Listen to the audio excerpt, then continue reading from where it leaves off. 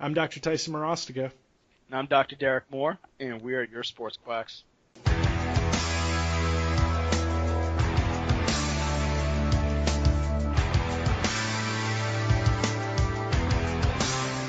All right, there, sports quacks. For today, what we're going to be discussing is somewhat of a vague topic that we're going to try to work some of the kinks out of.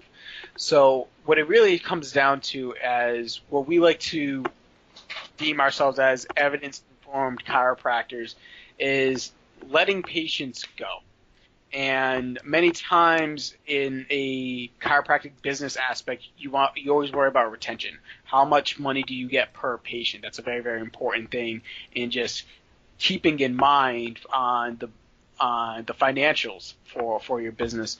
But when it comes into just evidence-based practice, you don't necessarily want to see that patient every single week for the rest of their lives without solid reasoning. Now, in my opinion, and I believe also in Tyson's opinion, there's select few patients who may fall into a range where seeing them on a more consistent basis is the best plan that you can provide for them. Yeah. And what we're going to try to do is talk through that situation. Now, this can become very, very, very convoluted when we start to talk about different subpopulations, but we're going to keep it at an adult person who comes in with acute pain. And acute pain that we've now identified that it is not something that's out in the mist where we're like, hey, we're going to kind of see where this goes. We're just going to go with maybe just acute lower back pain that's mechanical in nature that we know should respond very, very well to chiropractic care alongside of maybe some manual therapy and some exercise. So generally when something like this comes in, I usually expect this person to probably be somewhere between a 2 to 3 week mark where they're completely pain-free on a day-to-day basis. Mm-hmm. And usually all I'm looking for in the beginning is more good days than bad as a marker for, all right, is this person doing well with my treatment plan? Depending on the severity of their injury, of their pain when they first come in, sometimes I might see them 3 times to 4 times in that first week if it's really, really severe, but that's very, very rare. Usually it stays in that 2 to 3 times per the first week. That seems to be my sweet spot for them. So, Tice, when that acute lower back pain patient comes in, you've identified the structures that you believe to be involved. You don't think that this person's going to be a surgical candidate. There's nothing crazy going on, and you pretty much feel comfortable that they should improve. What are you thinking when it comes to creating that initial treatment plan, and how do you explain to them the treatment plan and how long of a process this is going to end up being? Yeah, so I like it. So let me throw this out there.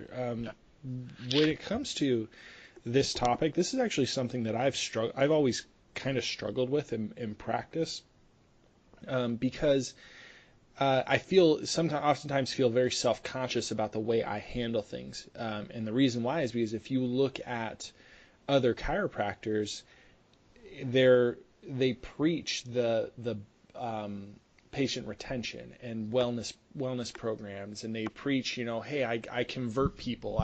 That's what I hear. I hear conversion all the time, right? And like, are you converting them to wellness? Are you converting them to this? And what that means is, in their opinion, is, are you making more money off of them, right? Are you converting them to relying on chiropractic for the rest of their life?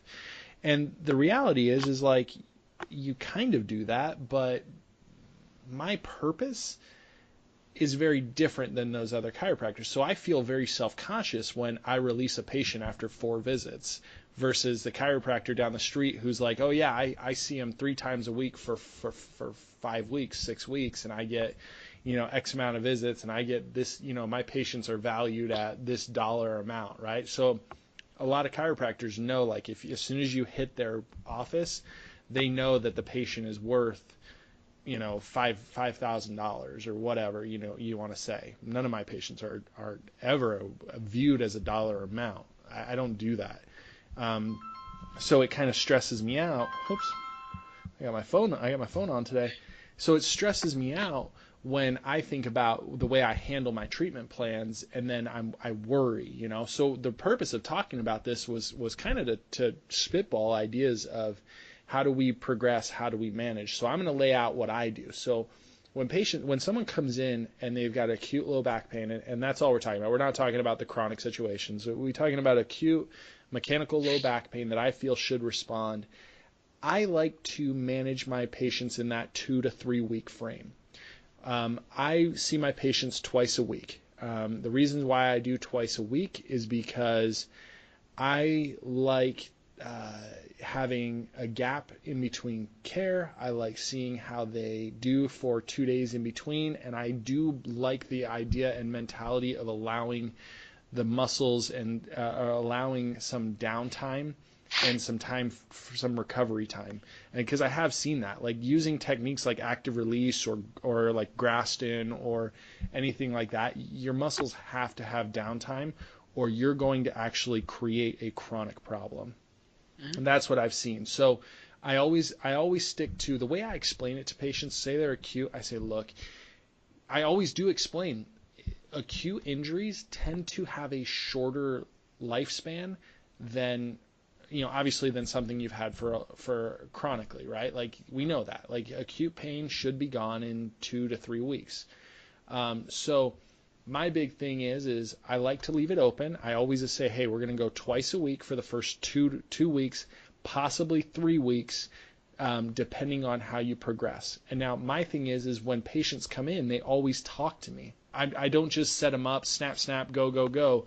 We're always talking. We're always spitballing. That's where my patient education happens at future visits, right? Mm-hmm. And that's our big issue with chiropractic is that, a lot of time, I hate to say our issues with chiropractic, but our issue with Vitalist, our issue with wellness is like they sit you down, they play a video, they teach you about subluxation, they teach you about this in a video, and they make this big life or death situation. Whereas for me, you get in, I get the information I need, I do the proper examination, I give you the diagnosis, and then as we go, I educate you on what I'm doing. I educate you I give you my value. I educate you on exercise, rehab, therapy. Like that to me, my education doesn't come in the first visit. And I guess I don't know if that's the right way. And Derek, what's your thoughts on that? Yeah, for me, I do try to at least give them some source of comfort with the treatment plan in that first day of just like, hey, listen, my education is more of, I guess, the trying to dial back the patient's mindset of, oh, this is going to be like a long process, I'm going to fall apart, they really start to catastrophize.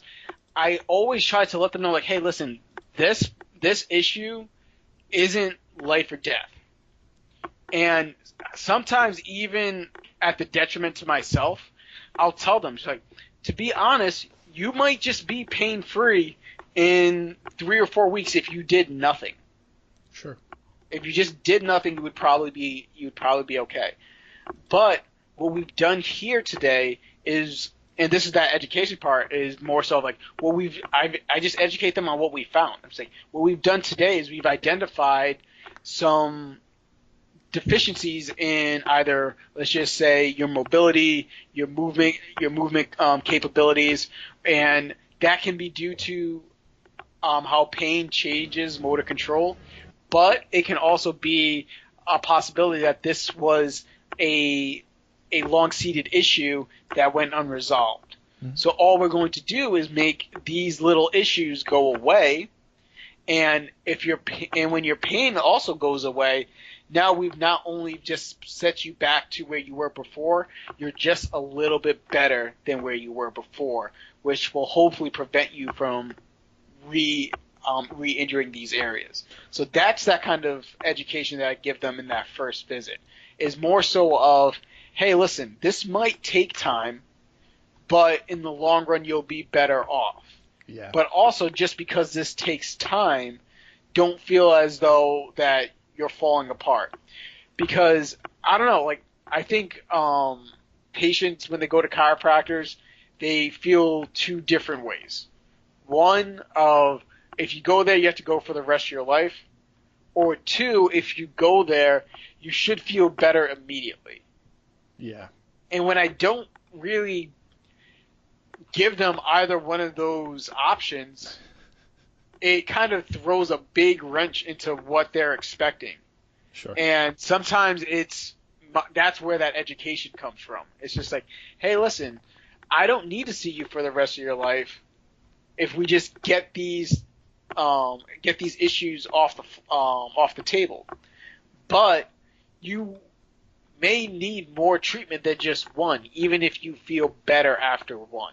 Sure. Because your pain is very, very important to me, but your overall deficiencies are more important. Yeah. You know, because I feel like that's a big issue too. A lot of times with certain clinicians who try to be evidence-based, they don't care about they don't put a lot of emphasis on the patient's pain. But if you do that, I feel as though sometimes patients lose interest in you because they're not seeing you to increase their hip mobility. They're seeing you because they have back pain. Yeah. So even though their hip mobility plays a huge factor in their back pain, at some point you also have to address their back pain too. Right. So okay. So you can obviously you can do both of them together. Right. Right. Like Yeah. that, and that's where okay. So let's talk. You brought up a really interesting point about when we do an examination, when we give them a diagnosis and we give them information.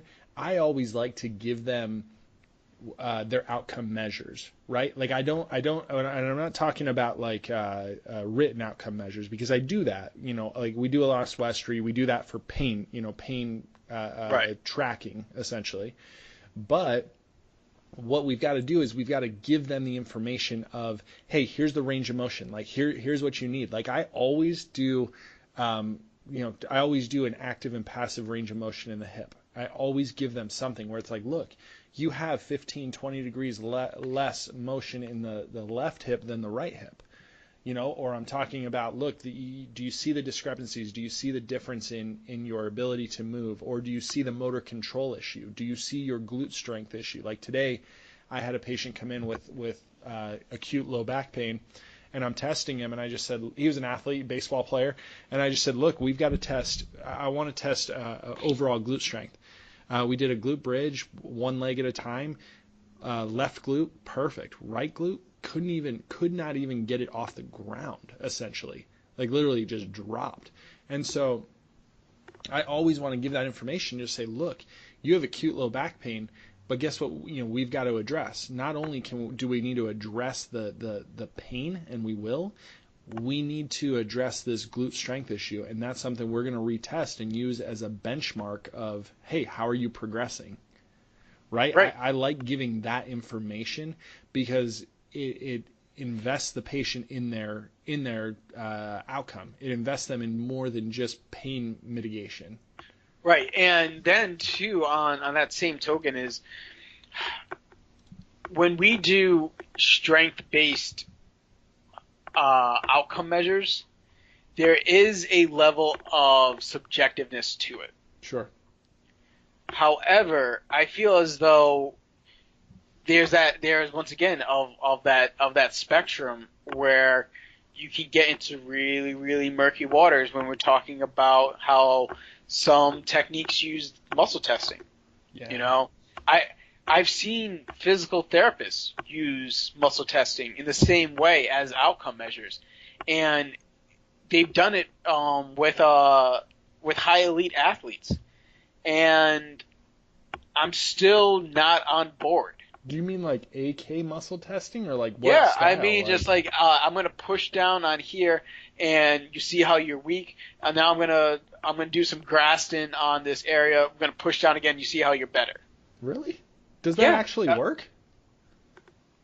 Well, it works because it's very, very simple. It's just a neurological trick. Sure. You're creating more afferent information into the area, so the person will get better. Right. And it's hard to gauge too, of just like how much pressure did you actually put on them. Right. And if anybody's listening, that's literally the exact same right there. That afferent information, that literally is the same thing that breaks down and destroys AK testing. Like that literally right there. Like that. If you watch with AK testing, it's repetitive tap tap tap tap tap. Oh, weak tap tap tap weak.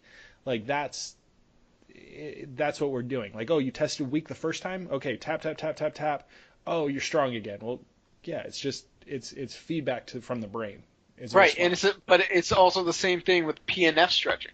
So PNF stretching, when you apply that contract relax, all that is that it's going past that neurological barrier. You're not breaking through any tissue barrier. Right. You're actually just working through the neurological barrier that stopped them from getting it. So you gain about 15 degrees. Right. And it's just parlor tricks. So it's not something that will end up being a good measurement for you. Right. And I think that some clinicians use that because they look at it as almost the same way that we cluster orthopedic exams, that they cluster those together because they just feel comfortable in it. And I don't know, it's a selling point, honestly, for the patient. It shows them that, hey, listen, there might be some type of aberrant issue going on with this, but I just don't feel as though I need to have you lying face down and lifting your leg up as high as you can on one side, lift your leg up as high as you can on the other side. I'm going to push on your atlas.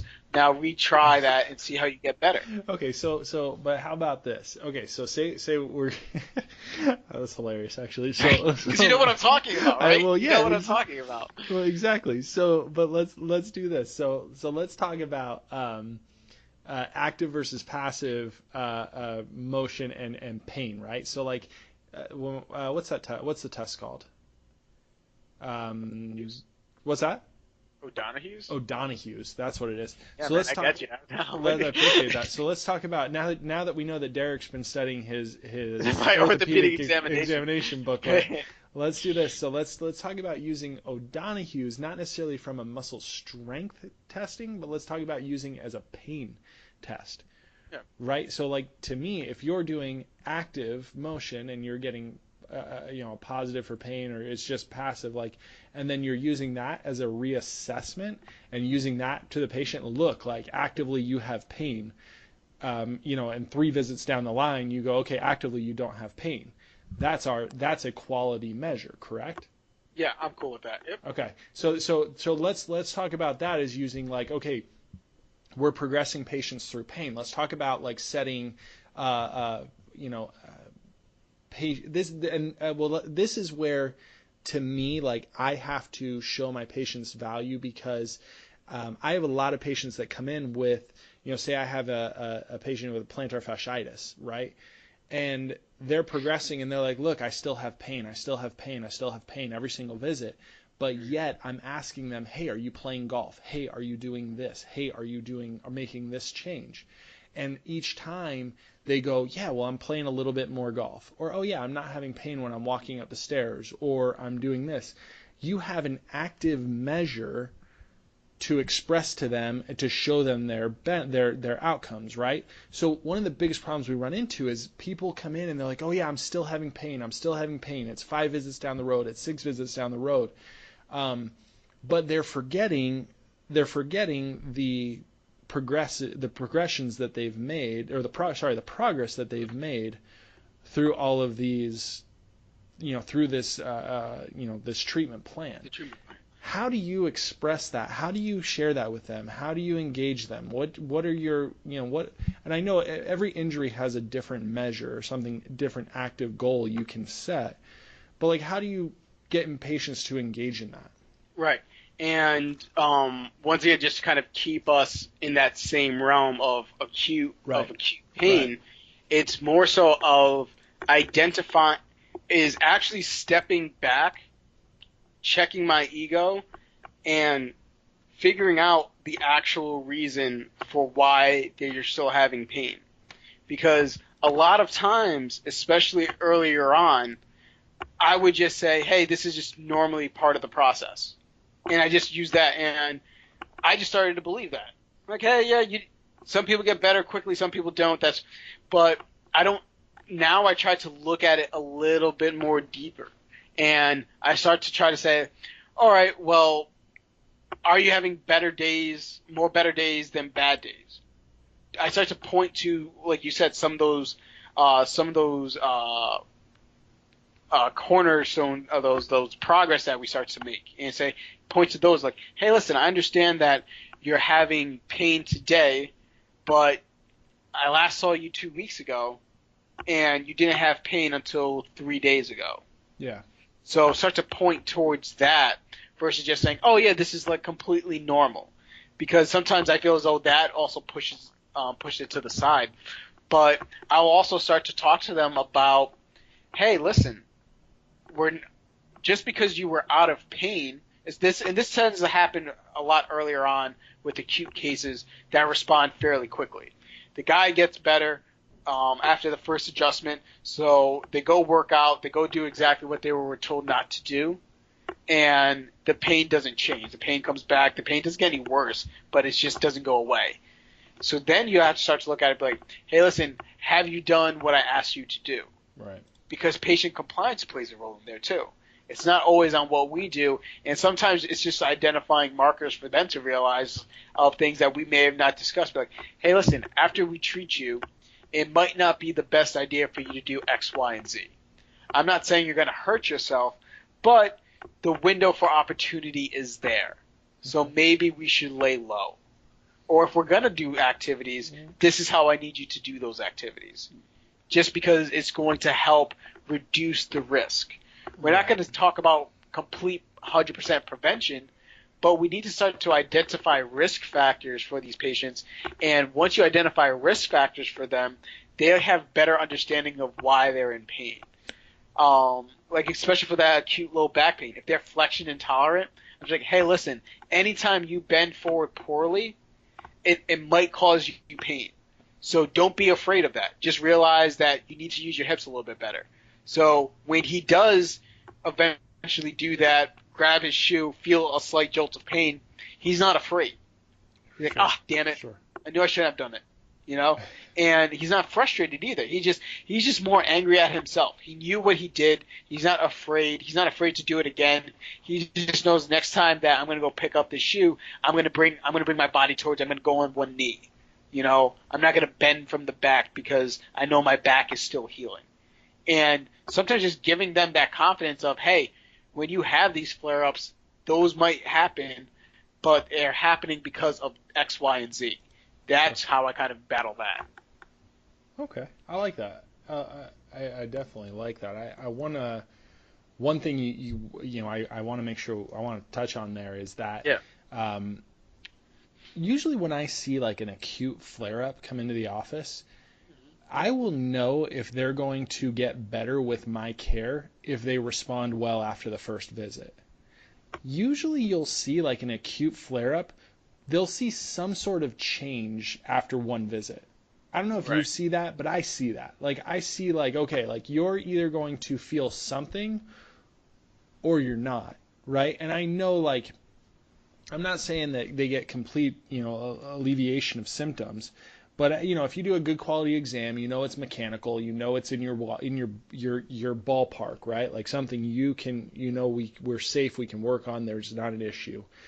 Usually you'll see some sort of change, some sort of like, yeah, I got some relief when I walked out of the office, or I stood up with less pain. Like you'll see like they'll stand up off the table or they'll do something. And I think it's always important to point that out to people and point that out to patients. Like I always make sure I'm watching them that, when they get in the office, like, hey, did they have difficulty standing up out of the chair? Did I have to help them off the table? Did I have to, like tracking those little successes or those little wins? I feel like that's a big deal. Yeah.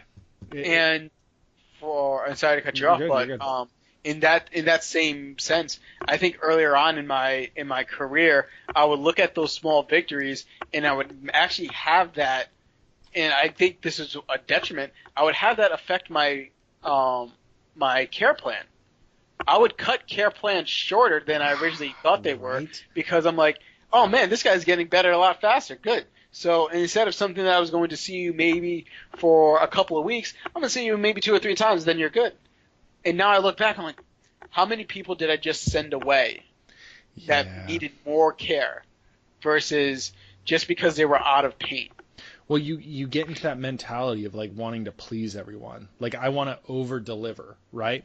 Right. And I think that took me a long time to figure out too, because I thought that as an evidence-based chiropractor, evidence-informed chiropractor, I had to get them better faster than everyone else. Like I had to be the most efficient. I had to be the most successful. Like, and it's not true. Like it's not true. You can get someone better in the same time frame as someone who's just doing adjustments with better outcomes.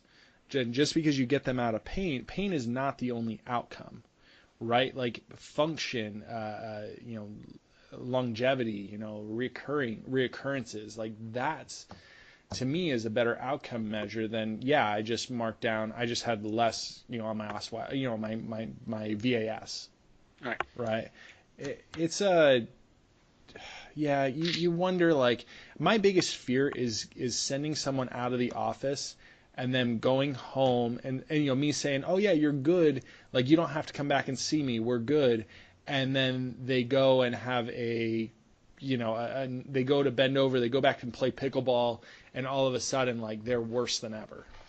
Right. That's a huge fear of mine, and I think that's something that I was hoping, like, as that's one of my thoughts of, like, as we talk through this video, like, how do you overcome that? How do you overcome the anxiety, and how do you manage patients properly?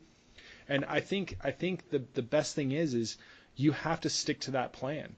Like, you have to go like, hey, I'm going to see you twice a week. Okay, you're doing well. All right, let's go, or I'm going to see you twice a week. Let's go to once a week. Okay, good. You're still doing good. Hey, let's go to every 2 weeks. All right, you're good at 2 weeks. Let's go to 1 month. Okay, 1 month, and then let's get a check-in. Let's get a reevaluation, and let's see where you're at. Yeah. Right? And I think you have to do it. You have to do that. And I think on that point too, like you said before, they're not coming in, lying on the table, getting adjusted, and out the door. We're talking to them. Hey, how's everything been going? Has anything changed with your symptoms? Are you still feeling it as often as you were? We're having these long conversations.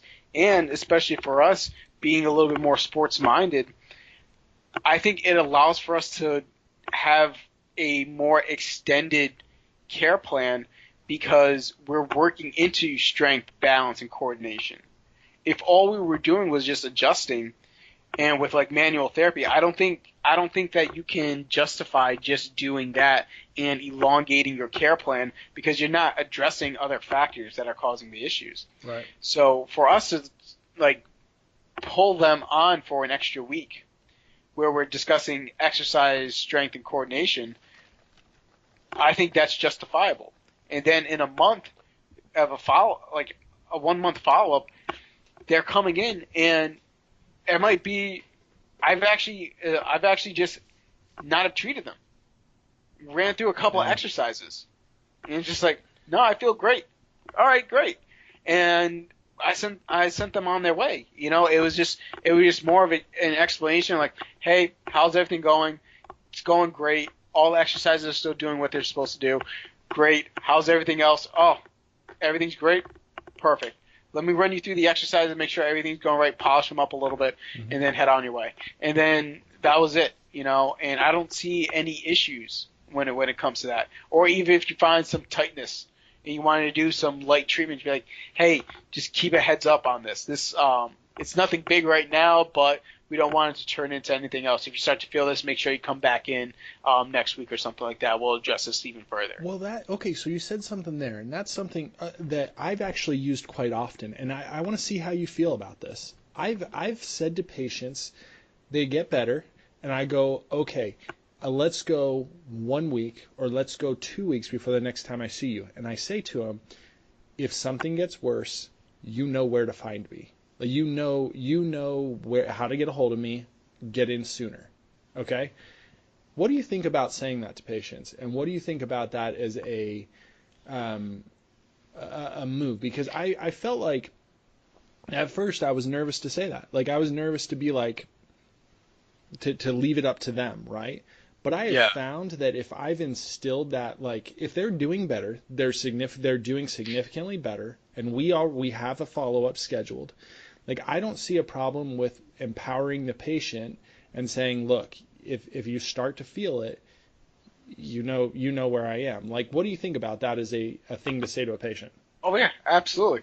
And the only time I veer off of that is when we have either a stretch or an exercise that seems to alleviate their pain. So we'll go back to like McKenzie extensions. So if I have a patient and they've been good for a month, what I will tell them is like, hey, listen, if you have a flare-up and it feels and your back really starts to hurt, do your extensions again and give it 24 hours. Okay. If your pain alleviates, you know the answer. You have the answer. There's no need for you to call me. But if it doesn't, that's when you need to come in, because there might be something different going on. But if we went through either an exercise or a stretch that seems to alleviate their issue whenever it pops up, I usually say, hey, give it about 24 hours, see if that stretch clears it up, then come on in. But they already know from the beginning. It's like, if there's any issues, just always give us a call. And but I don't want them also running to me when every little thing pops up either. Sure. Because then I feel like we're going too far into that realm of them being almost like a hypochondriac, where they think soreness in the tissue is problematic after like a hard workout. I'm just like, no. Like, I had a girl. She was 19. She was like, yeah, my legs hurt when I squat. I'm like, they're hurt or they're sore? They're sore. And I'm like, okay, what's wrong? And she was like, I don't want them to be sore when I work out. So I had to tell her that that's normal. That's normal. Yeah. Right. I'm just like, if you work out the tissues, soreness isn't going to be a problem soreness is going to be a natural reaction to that. Now, I had to kind of dig a little bit deeper to see, like, is this like an abnormal soreness? Is this pain? And well, once we identified it's just normal soreness, she just still didn't seem to kind of understand that aspect. You also have to kind of navigate those type of things too.